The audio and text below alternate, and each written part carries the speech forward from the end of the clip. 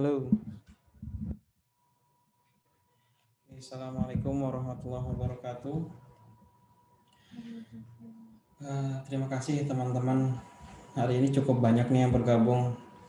Kebetulan ada 7 orang teman-teman kita yang sedang magang di IMP. Oke, jadi sekedar introduction.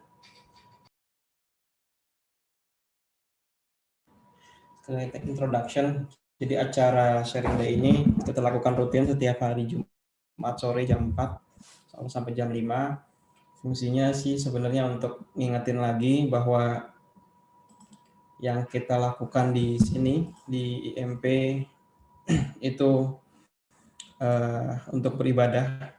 Jadi jangan lupa niatnya. Jadi kita di sini untuk beribadah dan kita berharap memberikan manfaat ke orang banyak. Jadi untuk self reminder juga buat saya dan buat tim kita. Oke, teman-teman, jadi enjoy the sharing.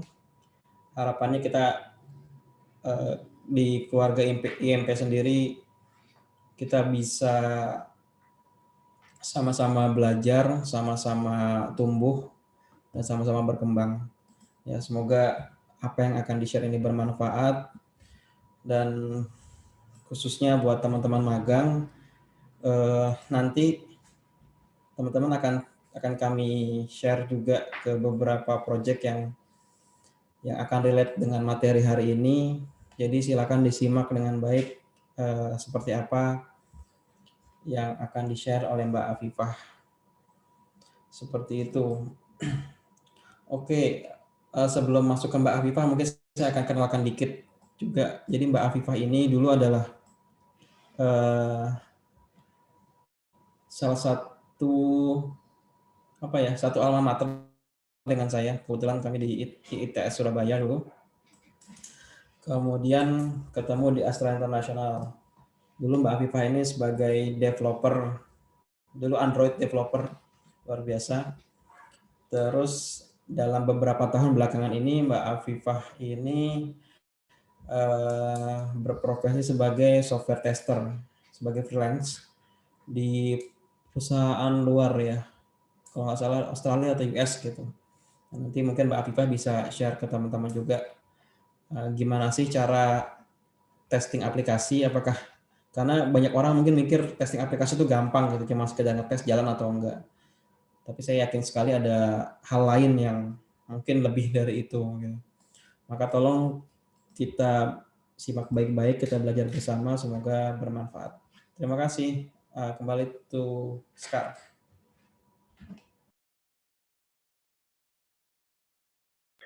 Baik, terima kasih Pak Agung atas pembukaannya. Langsung saja kita ke agenda utama pada hari ini. Akan diisi oleh Mbak Afifah dengan tema software tester. Untuk Mbak Afifah, waktu dan tempatnya dipersilakan.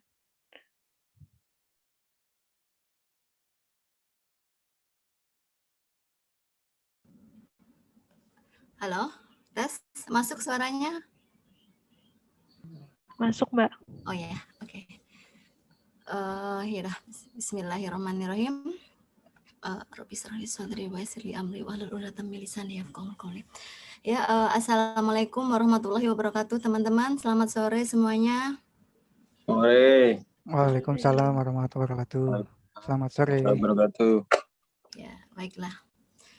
Ya dah, kita langsung mulai.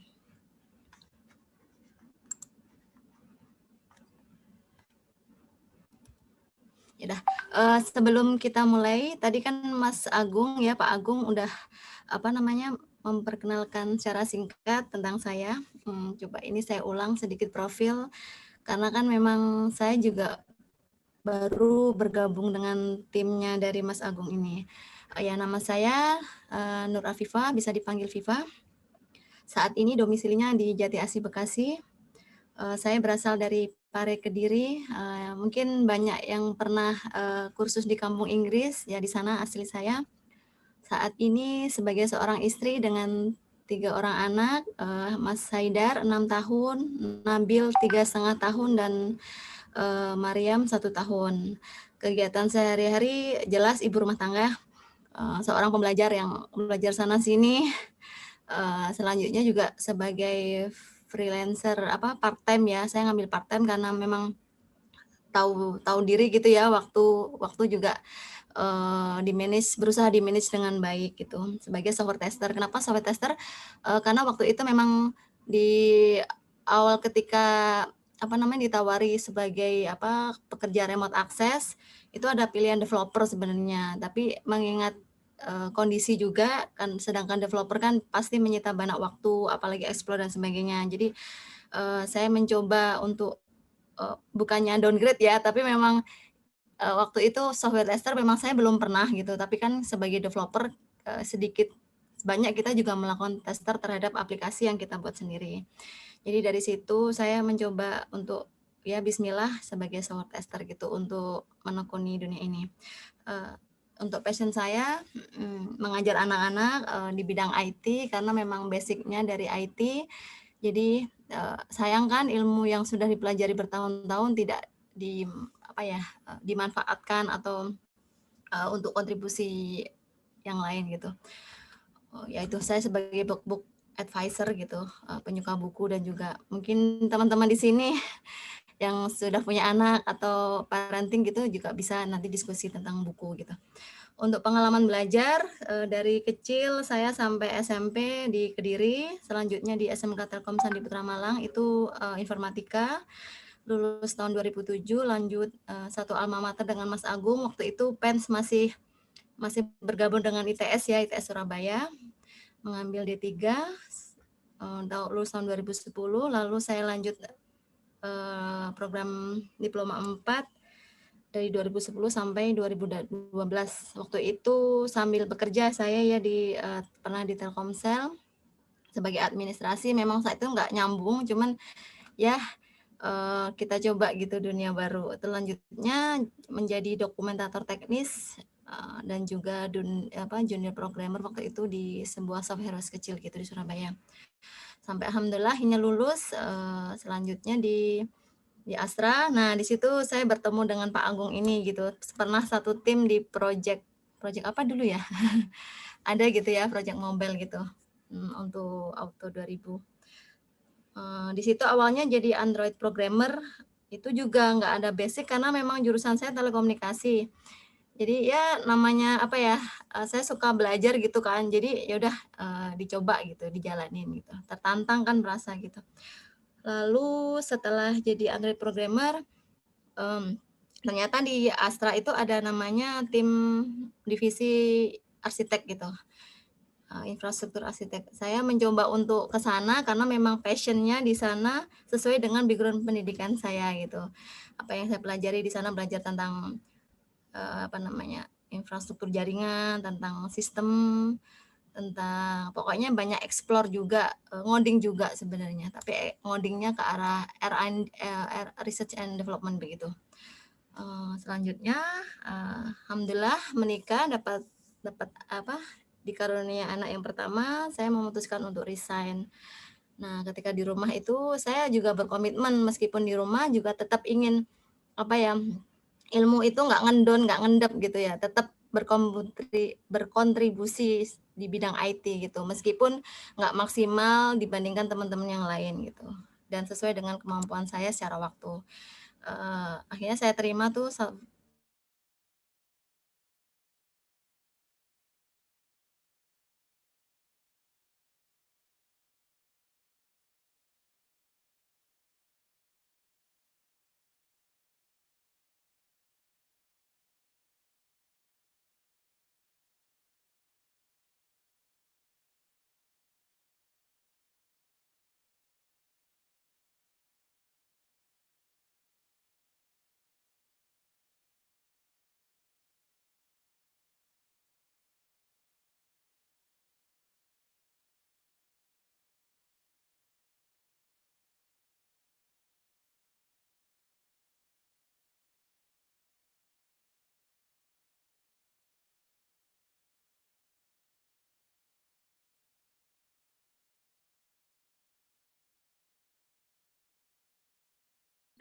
Teman-teman mohon ditunggu sebentar ya, ada sedikit gangguan dari Mbak Afifahnya.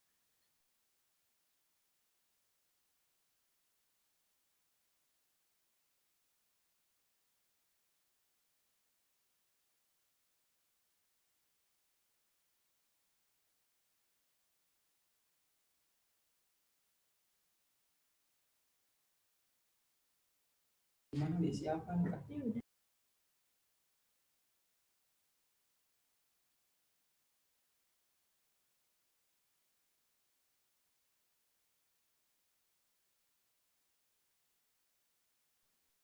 Halo, maaf teman-teman. Assalamualaikum. Waalaikumsalam. Waalaikumsalam. Iya terputus. Afwan. Sebentar. Sebentar. Laptopnya tiba-tiba mati. Sebentar ya. Saya share lagi.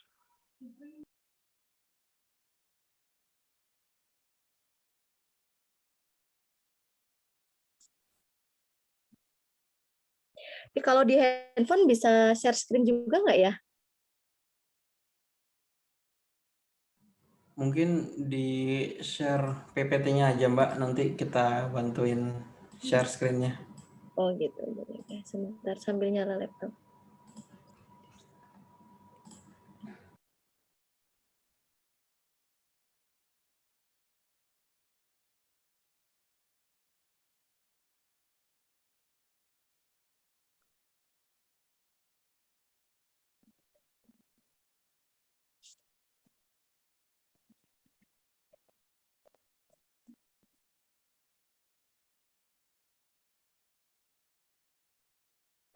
Ini sudah masuk sebentar ya, masuk laptop.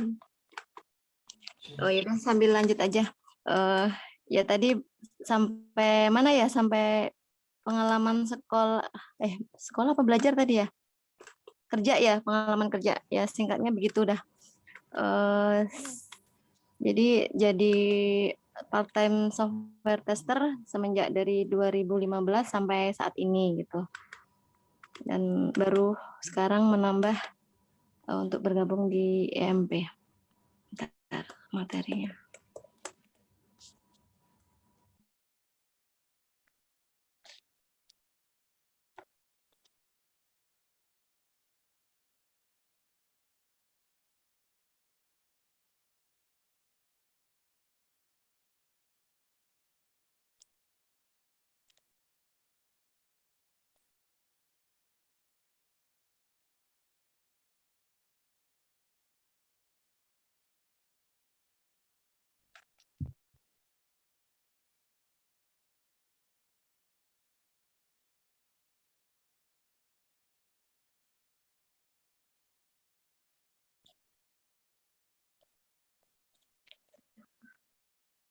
Sudah sambil mulainya.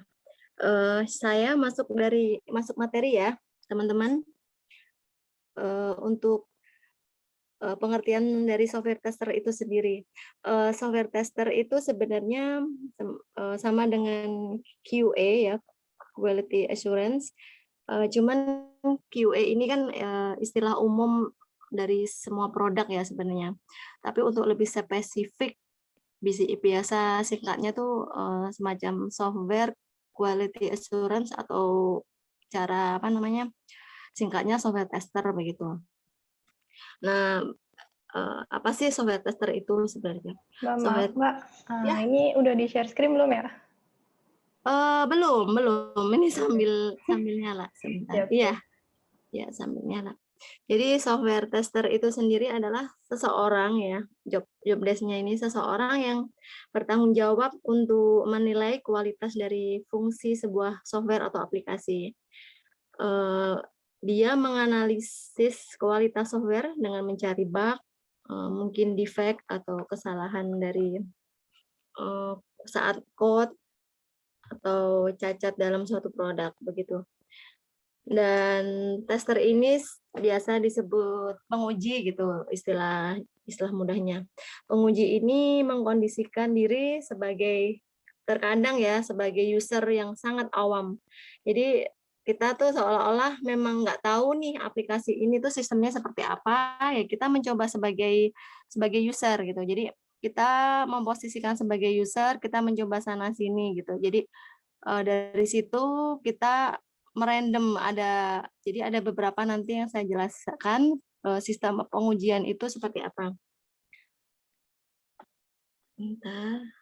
Nah, jenis-jenis software quality assurance atau software tester ini biasanya kalau di perusahaan yang cukup kompleks dengan jumlah karyawannya yang cukup banyak gitu, dia bisa terbagi lagi. Nggak cuma software tester aja. Maksudnya kalau software tester kan secara umum. Nah, kalau mau lebih spesifik biasanya ada bagian sebagai QA engineer,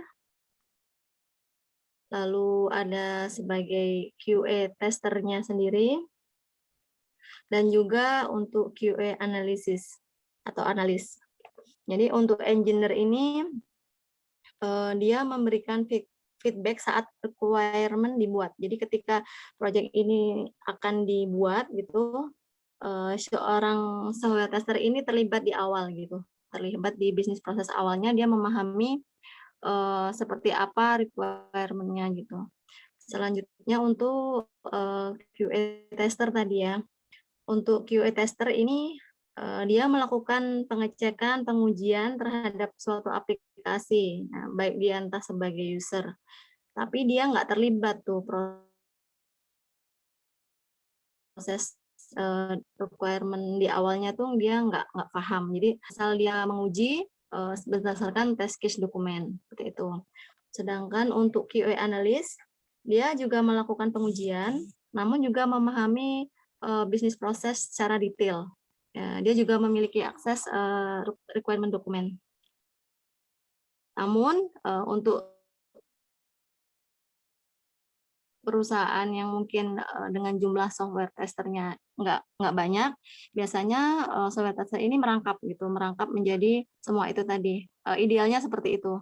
Jadi dia memahami bisnis proses dari awal, lalu dia melakukan pengujian, selanjutnya dia juga mampu melakukan analisa.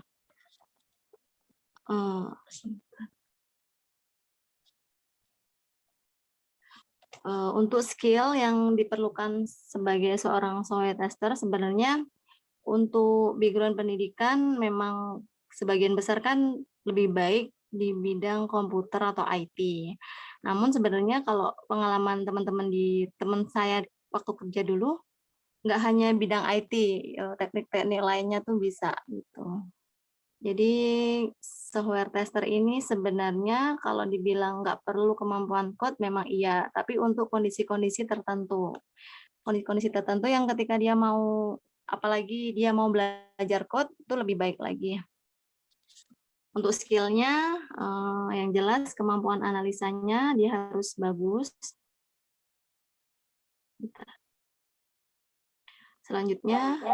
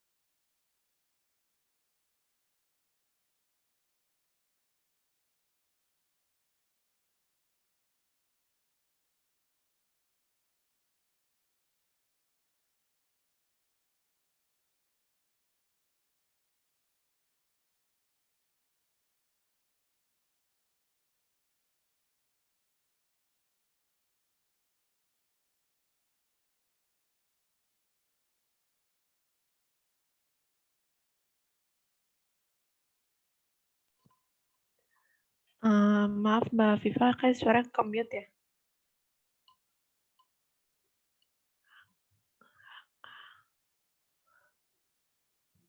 Halo Mbak Viva. ya Allah, maaf ya. Gak apa-apa. Ya. Baik.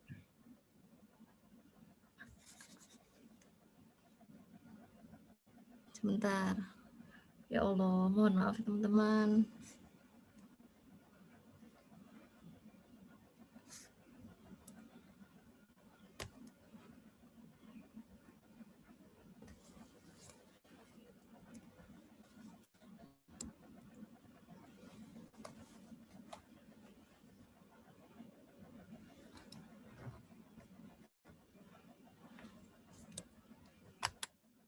Kenapa lambat ya? Ya Allah. Ya sudahlah, saya baca lagi sambil jalan.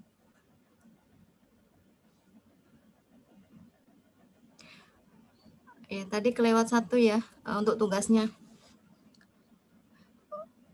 Ya, untuk tugas dari software QA atau software tester ini yang jelas dia bertanggung jawab terhadap kualitas dari sebuah produk itu. Dipastikan harus tanpa error, idealnya seperti itu ya sebelum produk itu dirilis.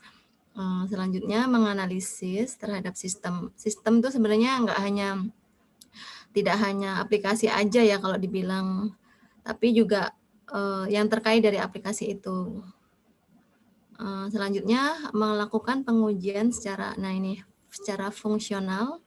Fungsional itu terkait fitur-fitur, apakah berjalan sesuai dengan skenario. Selanjutnya tentang performance-nya itu ketika diakses lambat atau cepat atau seperti apa. Ketika diakses banyak banyak user seperti apa. Untuk security juga biasanya tentang rules itu. Dan juga di beberapa environment seperti misalkan diakses melalui beberapa sistem operasi ataupun di versi mobile begitu. Nah, pengujian ini ada beberapa hal yang dilakukan. Pengujian berdasarkan dengan skenario testing yang dibikin sesuai dengan test case dokumen ketika dia merencanakan. Lalu load testing ini dengan beberapa sampel data. Untuk monkey testing ini atau biasa disebut dengan random testing, yaitu kita menguji secara acak. Menguji secara acak. Untuk negatif testing ini ya otomatis negatif di luar dari skenario gitu. Untuk stress testing ini biasanya misalkan gini, kita coba misalkan di banyak user gitu, misalkan kita langsung ngetes dengan 1000 user secara bersamaan atau dengan database yang sangat besar, atau enggak dibikin ketika kita sedang mengakses tiba-tiba database dibikin mati seperti apa. Nah, itu kondisi-kondisi stress testing. Untuk memahami bisnis proses itu wajib ya, karena kalau kita nggak paham ya kita nggak tahu alurnya, kita akan kesulitan untuk menguji ini maksudnya targetnya seperti apa. Membuat skenario testing ini pasti, ini ketika di proses perencanaan di awal. Selanjutnya membuat dokumen pengujian. Ini bisa ada standarnya sebenarnya, tapi dibikin sendiri seperti apa bisa sesuai dengan kesepakatan tim. Selanjutnya untuk membuat laporan hasil pengujian, kemudian mengkomunikasikan atau melaporkan hasil pengujian kita terkait hasilnya itu lulus atau enggak maupun ketika ada bug seperti itu kepada tim ya. Selanjutnya ini opsional ya, tergantung dari tim masing-masing apakah software tester itu juga melakukan training terhadap user atau UAT. Ini tadi udah. Nah, untuk skillnya tadi seorang software tester harus memiliki kemampuan analisa yang baik. Itu selanjutnya dia harus cepat belajar, kreatif, teliti. Ini teliti penting, sabar, tidak mudah bosan. Karena kan kadang tuh itu aja kan yang dites, yang diuji. Tapi kita nggak boleh bosan. Kemudian untuk kemampuan membuat report, dokumentasi itu penting. Memahami SQL dan database ini juga kadang kan ada case-case tertentu tentang report itu pasti ada, dan ini kita harus mau nggak mau harus tahu gitu. Pengetahuan coding ini jika diperlukan sih sebenarnya, khususnya biasanya ketika ada pengujian menggunakan automation, itu pengetahuan coding ini kayaknya wajib gitu. Kemudian komunikasi yang baik, gimana kita berkomunikasi kepada tim maupun kepada nanti ketika kita men-training user, kita harus punya kemampuan untuk men-training dengan baik gitu. Selanjutnya, nah ini secara gambaran aja ya. Jadi untuk pengujian itu, untuk testing ya atau pengujian, ada cara manual, ada cara automation. Manual ini sebenarnya yang hampir sebagian besar seorang software tester itu lakukan.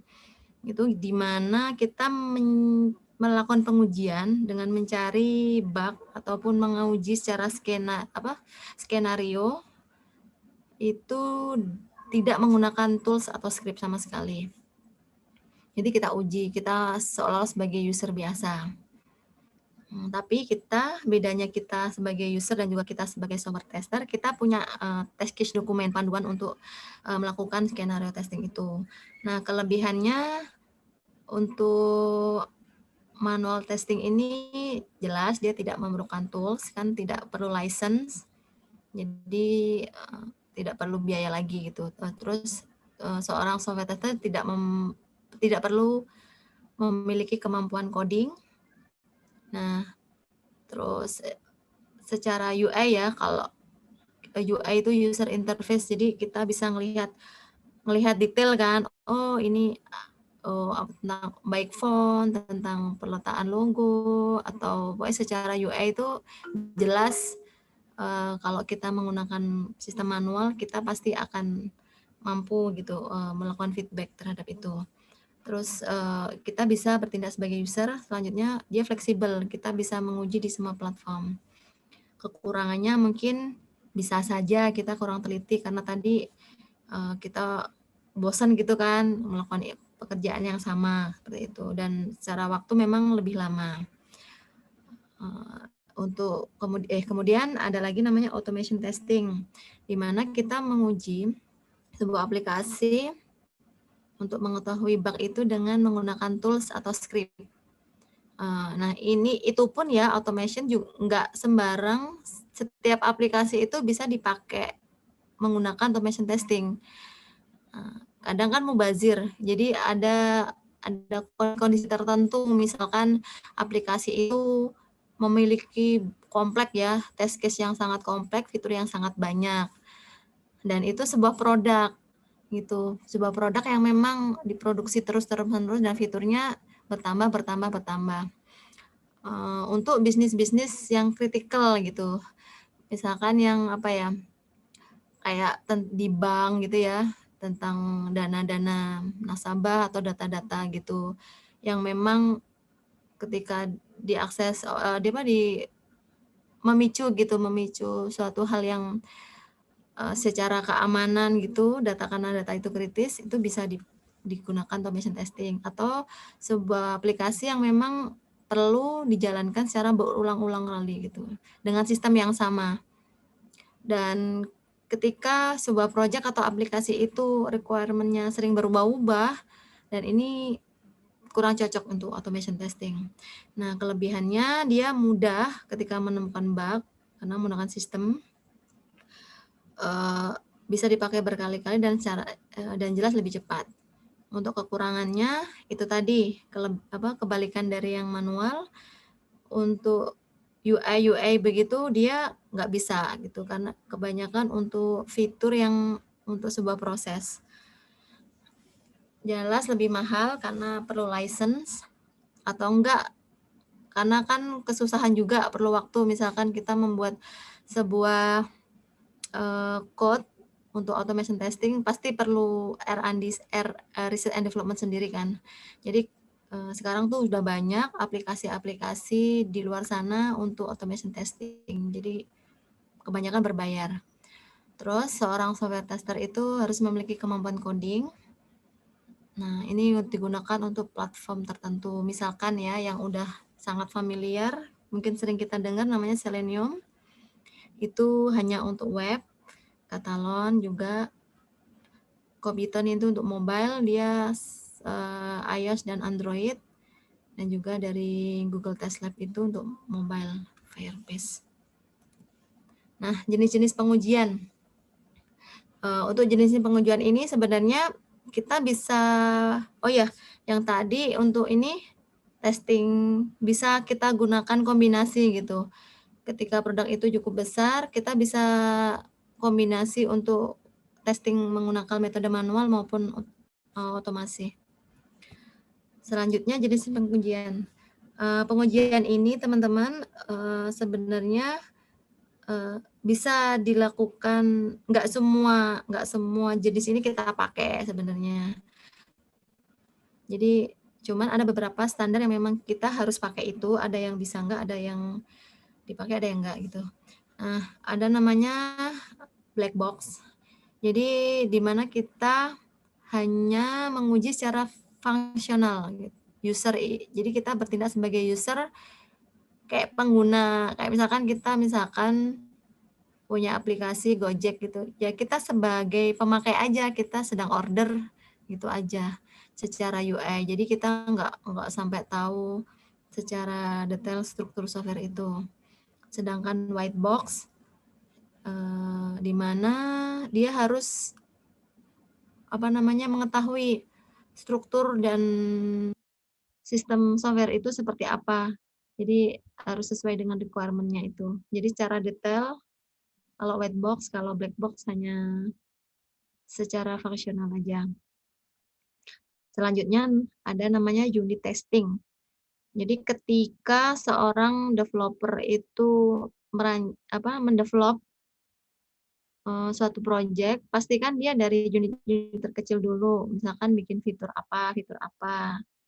Nah, unit testing-nya ketika fitur ini udah jadi, biasanya fitur kecil ya, itu dilempar ke software testernya gitu, suruh ngetes. Nah, ini namanya unit testing. Jadi dia bagian terkecil. Misalkan ada form gitu, ada form input data sebuah madrasah. Nah, nama, terus text field nama, habis itu ada button misalkan buat buat oke atau buat submit. Nah, itu unit terkecil, jadi sebuah function. Itu seorang software tester harusnya detail seperti itu. Jadi menguji setiap masing-masing function. Itu namanya unit testing. Selanjutnya namanya integration testing, di mana function yang satu dengan function yang lain ini berhubungan. Nah, jadi harusnya kalau yang ini jalan ketika dihubungkan dengan fungsi yang lain, itu harusnya misalkan dia berhubungan, dia harusnya jalan seperti itu. Ya, harusnya dia lulus. Itu integration testing. Sedangkan untuk sistem testing, dia dilakukan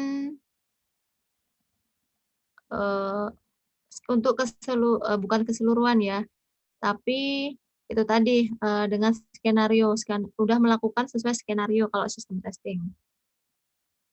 Kalau accepted testing ini sebagai user secara umum, secara kompleks. Jadi proses dari awal sampai akhir. Selanjutnya untuk regression testing adalah pengujian berulang. Ketika di proses sistem testing atau di acceptance testing ini ada yang bug seperti itu, kemudian software tester melempar atau mereport ke developer untuk di bug fixing. Selanjutnya sudah di bug fixing, nah kita perlu lakukan namanya pengujian ulang. Nah, ini kayaknya yang terakhir deh.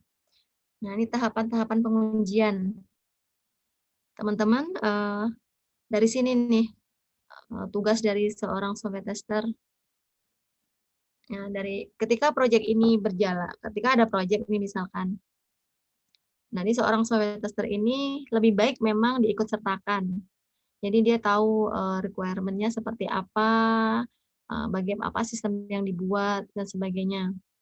Jadi kadang kan dianggap software tester ini, oh dia nggak kerja gitu ketika proses development berjalan.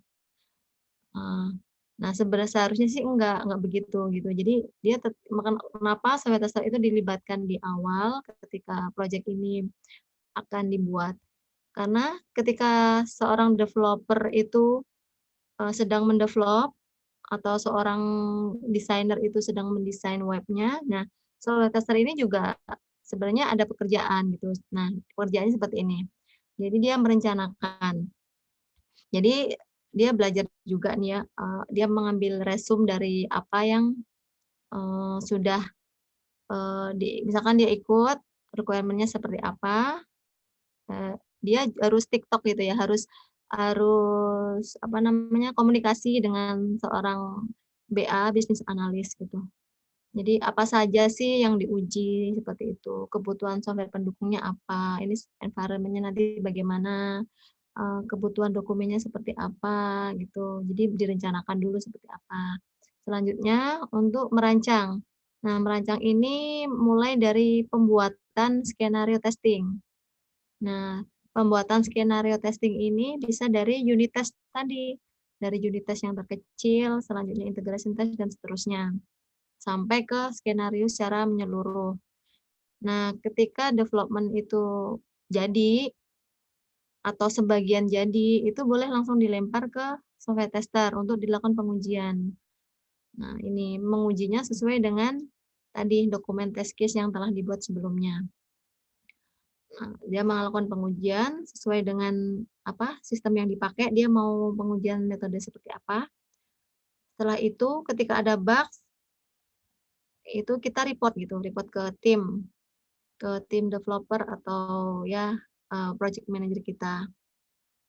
Nah, kadang nggak semua, jadi gini, kalau sebagai seorang software tester kita harus ya terbuka gitu ya. Jangan kita ngerasa nggak enak hati, ah ya udahlah, oh ini paling maksudnya gini nih, ya udahlah nggak apa-apa gitu, dilulusin gitu.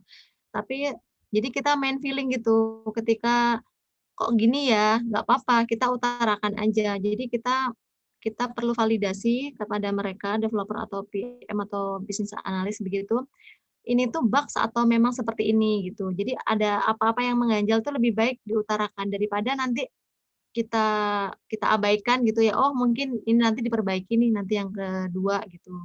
Atau yang bug selanjutnya. Kalau kita nggak catat, kalau kita nggak laporkan ya mereka nggak akan tahu. Dan nanti akan menimbulkan apa ya, masalah di akhir gitu.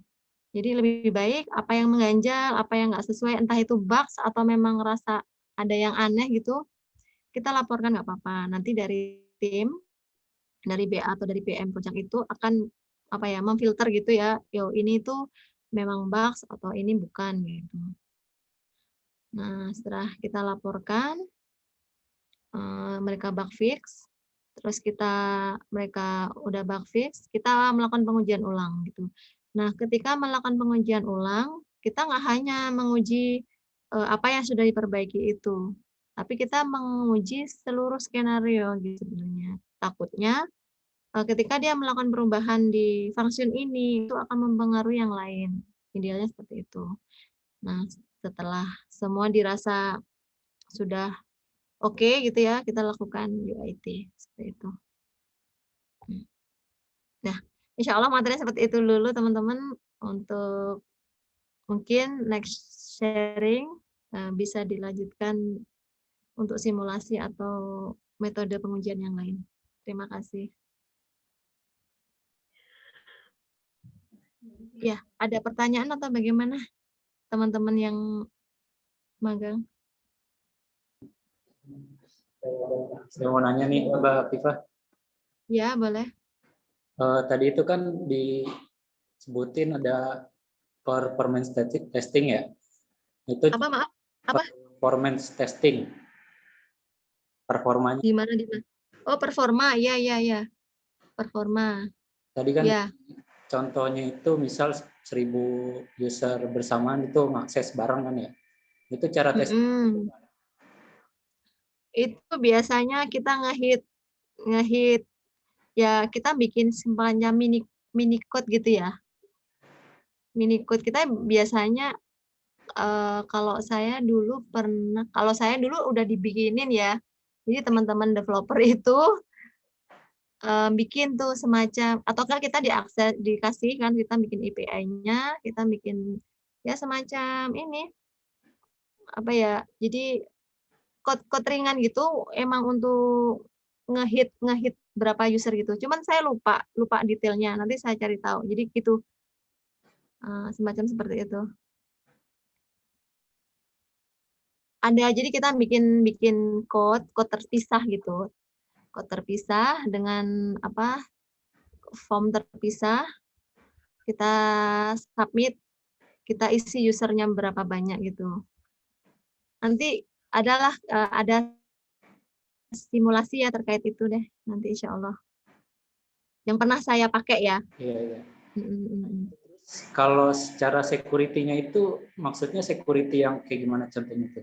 Security ini kalau dari aplikasi pasti dari rules-nya. Rules kayak misalkan ya, saya pernah bilang kalau data itu sangat kritikal atau user itu kritikal, kayak misalkan kemarin di madrasah itu kan belum security untuk password-nya ya, itu kan belum sesuai rules. Terus masalah ini sih sebenarnya kalau di web-based tuh security-nya ke sistem ya. Ketika kita akses masalah cookies itu sih sebenarnya. Lagi ya. Terkait data biasanya kalau ya terkait data. Habis itu untuk security rules password. Dan juga ini nih. Dari sistem cookies servernya itu sendiri. Oh iya, oke.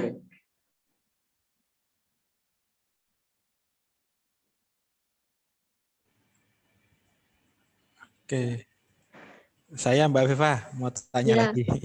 Mas Najib ya Mas. Iya, pengalaman ini dulu dari tim kita juga sih. Cerita dulu sebentar nih. Dulu kan kita buat aplikasi.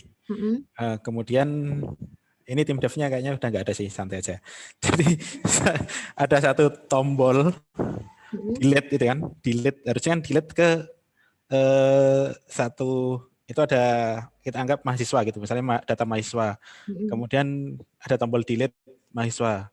Ternyata ini setelah production nih, setelah production ketika tombol itu di delete semua user kehapus. Itu pernah kejadian sih beberapa tahun ke belakang gitu. Nah itu apakah tester itu akan mengecek satu-satu fitur delete, misalnya delete setiap fitur akan dicek oleh tester gitu Pak? Harus.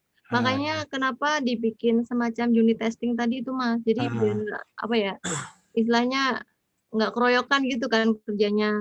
Jadi dari unit testing itu harus dites gitu. Jadi seorang software tester harus punya test case dokumen di mana berisi unit test. Jadi dia punya test case dokumen jadi misalkan nih per halaman ya, per page atau per fitur itu dia harus punya dalam satu template dokumen sendiri. Nah, itu beda lagi dengan skenario testing, itu beda. Paham maksudnya ya? Misalkan kita ada data misalkan madrasah kemarin, misalkan data upload persyaratan gitu ya, itu kan satu halaman. Nah, satu halaman ini itu punya test case dokumen. Jadi apa sih gunanya test case dokumen? Ketika kita menguji, kan kadang biar nggak kelewat gitu ya. Jadi kita tetap berdasarkan itu gitu. Ketika ada fitur masuk, ya udah kita update dokumen itu jadi versi berikutnya gitu. Jadi biar nggak kelewat memang harus diuji per masing-masing. Harus function gitu ya. Bener. Ya. Mbak Viva mungkin bisa dikasih contoh dong test case dokumen tuh kayak gimana sih makhluknya tuh biar kita ada bayangan tuh. Oh, test case dokumen itu bisa berbentuk Excel. Excel itu biasanya unit test, ada yang berbentuk dokumen. Sebentar ya.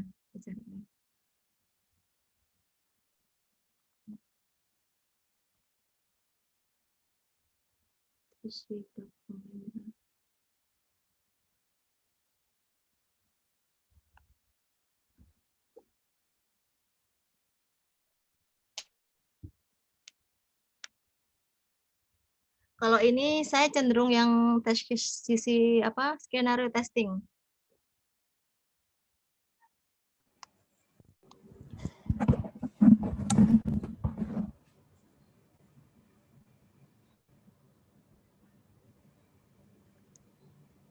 Gini. Seperti ini sih, Mas. Ini harus pakai bahasa Inggris nanti ya teman-teman bikinnya ya kalau. Ya bahasa Inggris.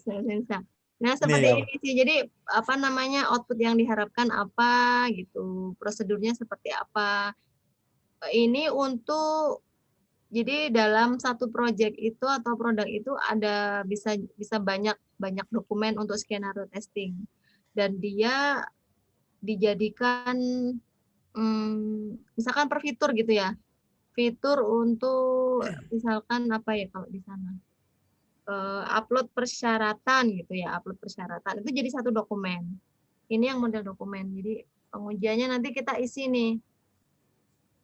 Ini kan kode aja ini tujuannya. Oh, attachment-nya berhasil. Caranya ini prosedur ini langkah yang dilakukan.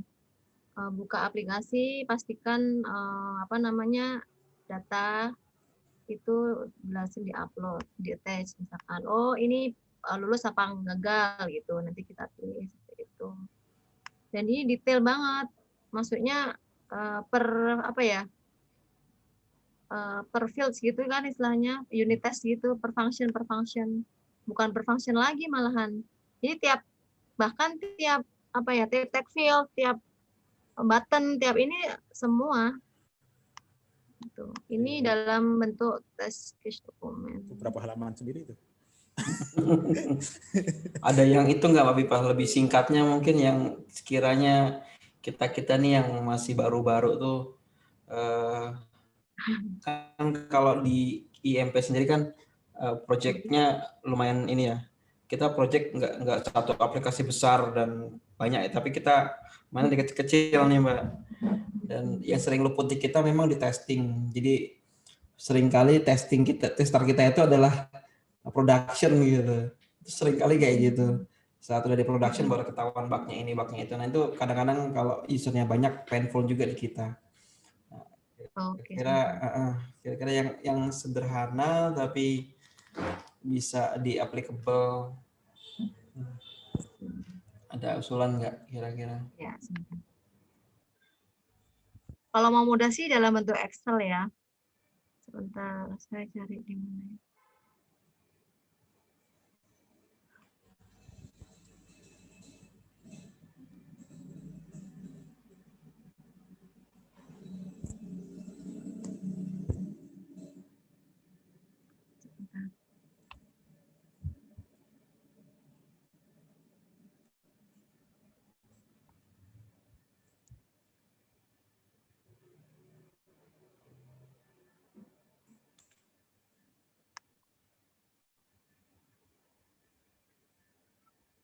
Aduh, ini kenapa lemot begini?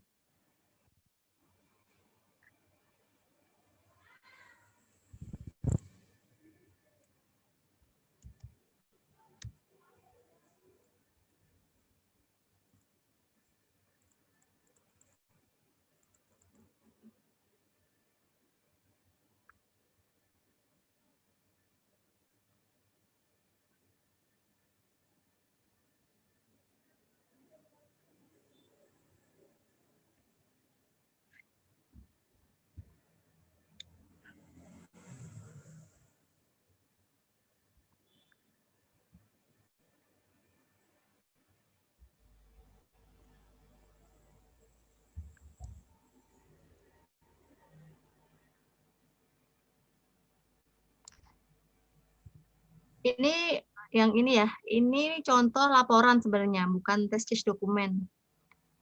Sebentar, ini yang kemarin saya buat tapi belum saya update. Ya teman-teman, ini laporan dulu aja ya. Ini yang laporan, untuk laporan contoh sederhananya gitu. Itu. Jadi untuk saat ini kita semua misalkan nih baru support di browsernya Chrome. Nah, kalau testing itu harus ada detail kita mengujinya di mana, URL-nya apa. Jadi ketika kita nanti disuruh dipertanggungjawabkan, oh kita ngujinya di sini gitu. Nah, ini kemarin saya ambil data ini isu dari GitHub ya. Nomor isunya berapa. Nah, dari sini ini contoh report apa namanya? Dari isu-isu yang udah ada sebenarnya, bukan test case dokumen yang ini. Jadi biar ini untuk pendataan, untuk laporan dari software tester ini punya ini sendiri, punya dokumen sendiri mana-mana yang memang untuk memantau dia. Gitu. Misalkan nih ada isu. Nah, isunya berapa? Gitu dia statusnya gimana. Kalau memang masih open ya dia open. Terus kalau ada new isu baru, nah isu atau sesuatu hal, misalnya saya bilang tadi, itu isu atau bukan, pokoknya laporin aja gitu ya. Nanti kan dari dari developer atau dari PA kita akan memfilter itu tuh isu atau bukan itu. Nah kalau ini saran, misalkan kita punya masukan nih, masukan apa sih yang seharusnya, bukan seharusnya ya, maksudnya dari sisi user atau dari sisi tester gitu. Nah ini nanti juga sama, ini nanti jadi masukan atau bukan gitu. Jadi masukan atau bukan. Kalau test case dokumen tuh sebentar ya, masih simple ya. Sebenarnya skenario pengujian aja ya kayak tadi. Hanya saja saya dulu pernah punya unit test.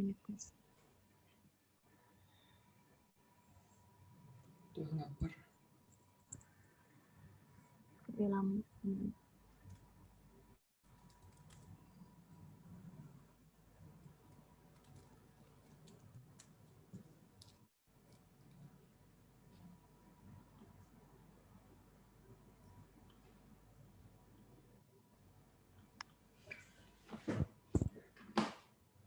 Testing.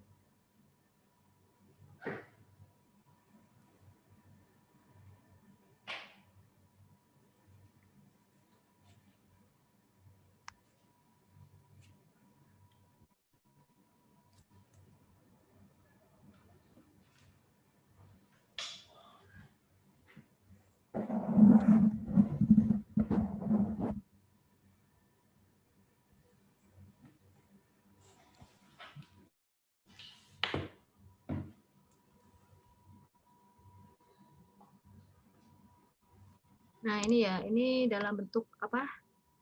Excel ya.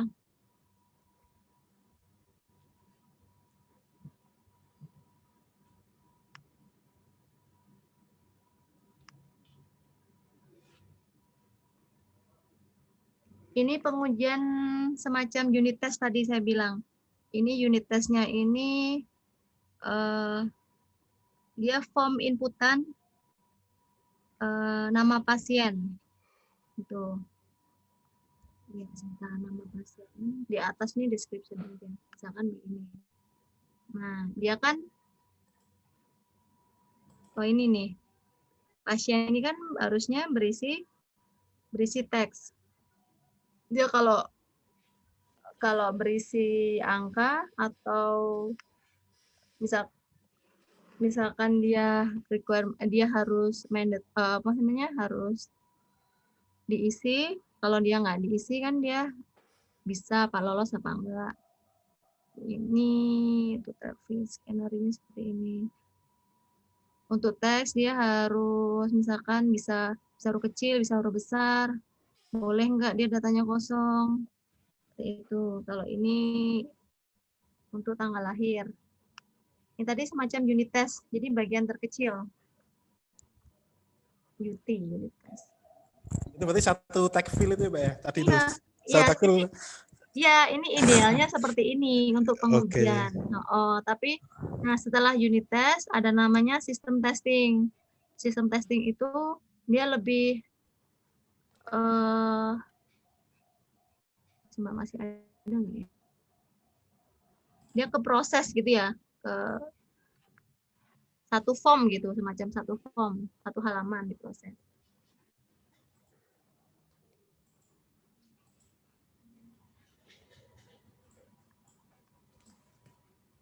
Quality, software quality.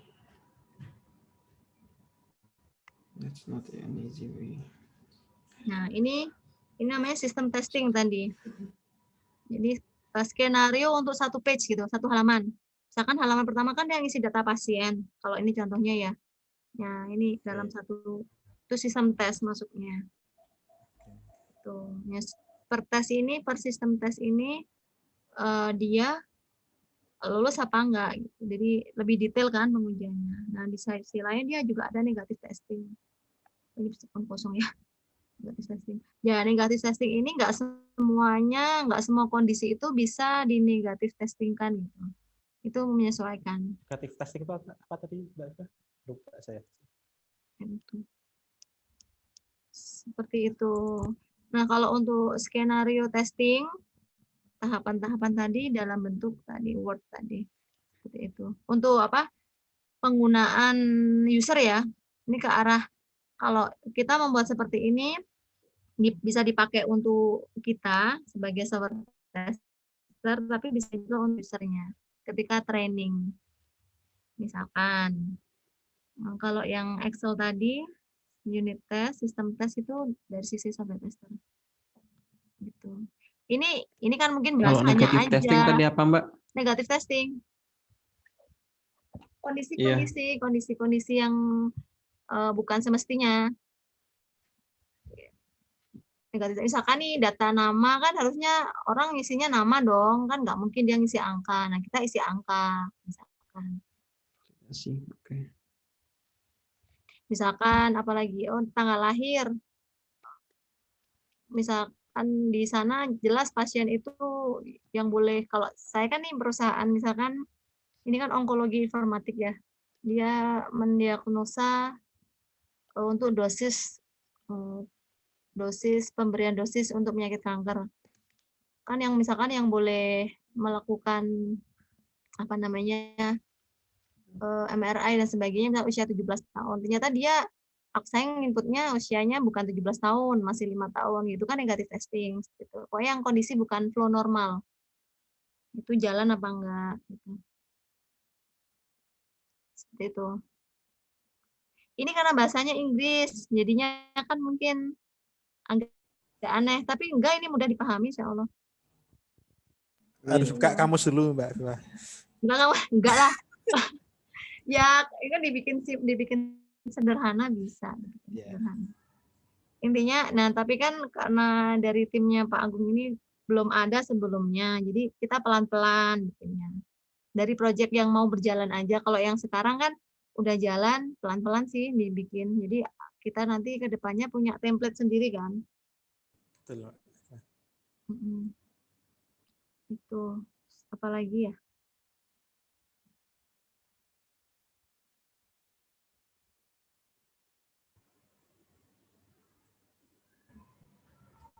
Halo? Ya? Masih on semua kan? Sudah cukup ya, Mbak Wifa? Teman-teman ada yang ditanyakan mungkin? Yang baru? Saya baru nih, Mbak Wifa. Mungkin saya, kalau dari Mbak Wifa udah, saya coba share dikit Mbak Wifa yang tadi Mbak Wifa share ya. Boleh aku share screen? Boleh. PowerPoint apa? Maaf. Share screen ini yang report tadi itu Mbak Wifa. Mungkin di sini ada teman-teman magang ini rencananya kan nanti akan aku minta untuk testing dulu nih 1-2 minggu di awal. Boleh. Jadi aku pengen kasih lihat teman-teman itu isu itu seperti apa di GitHub. Kebetulan sebagian besar nih, namun sebagian ya, Bang Sigit udah tahu lah. Sebagian ini belum familiar sama GitHub. Baru buat akun juga kemarin. Isu itu kayak apa, terus nyambungnya sama Excel yang tadi itu Mbak Wifa, yang list PR GitHub itu kayak gimana. Mungkin itu ya yang butuh di-share ke teman-teman. Oke. Atau boleh aku yang share screen, Mbak? Boleh, silakan. Bentar saya stop ya. Bentar aja. Silakan. Nah, ya.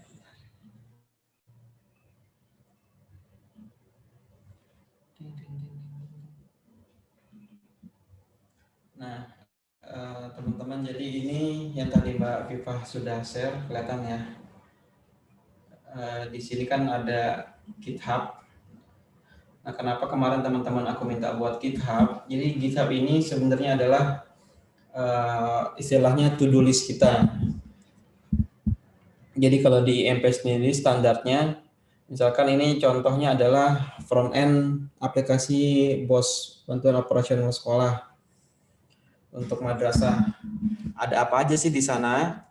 Jadi yang pertama, misalkan teman-teman coba login ternyata bermasalah loginnya. Itu kita create issue, ada new issue namanya.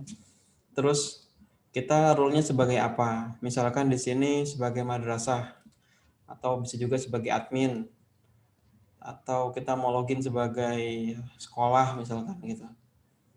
Saya ambilnya madrasah, misalkan tidak bisa login gitu. Saya kasih contoh yang lain aja deh. Misalkan ada ini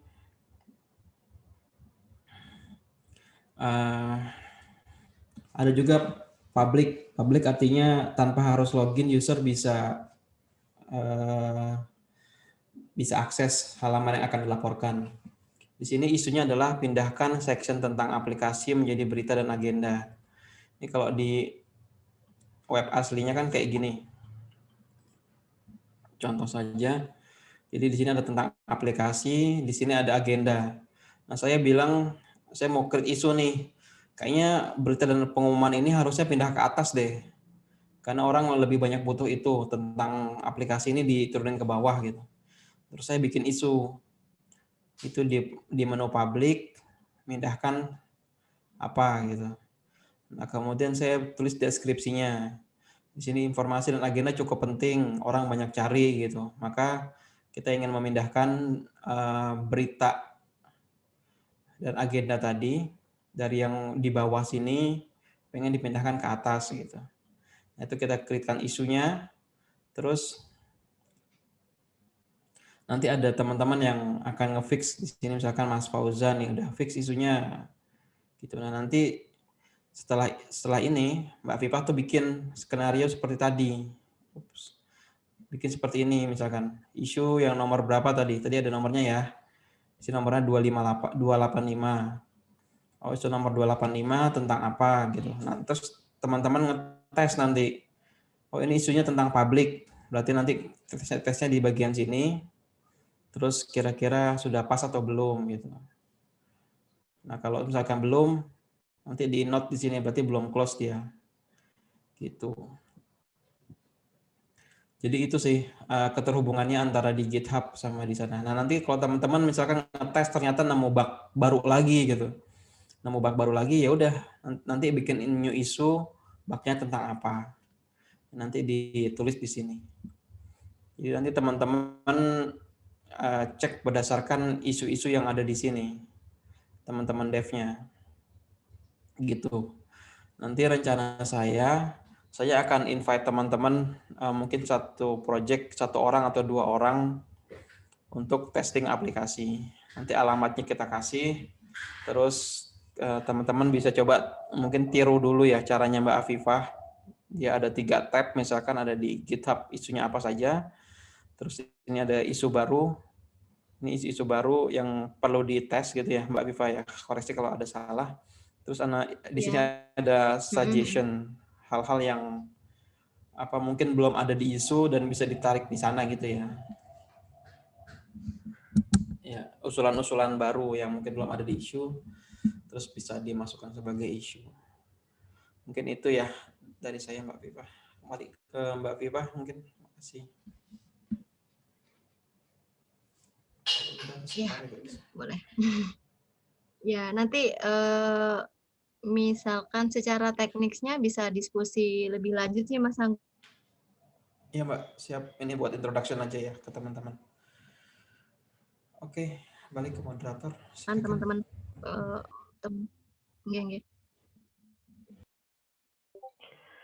Alhamdulillahirrahmanirrahim. Terima kasih banyak untuk Mbak Viva dan Pak Agung atas pemaparan yang sangat menarik. Mungkin untuk sharing day hari ini kita cukupkan pada hari ini dan semoga kita dapat berjumpa kembali di pekan depan. Saya akhiri. Wassalamualaikum warahmatullahi wabarakatuh. Waalaikumsalam warahmatullahi wabarakatuh. Terima kasih semuanya. Jazakallah khairan.